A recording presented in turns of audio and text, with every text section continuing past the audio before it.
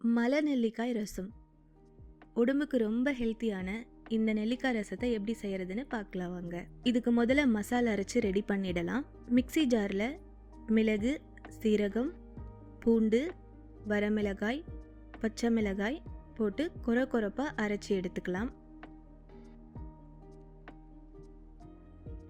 இப்போ மலை நெல்லிக்காயை விதையை எடுத்துட்டு கட் பண்ணி சேர்த்துக்கலாம்.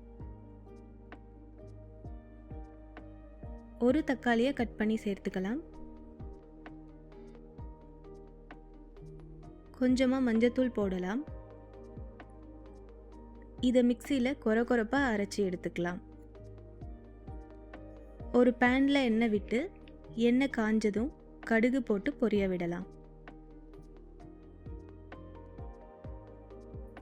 இதில் கருவேப்பிலை போட்டு தாளித்து விடலாம்.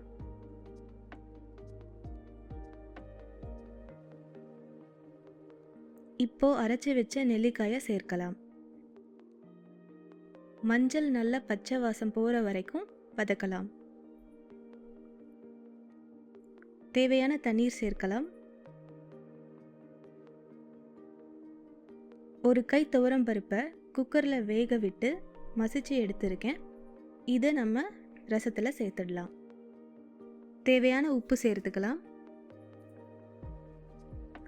ஒரே ஒரு கொதி வந்தால் போதும்.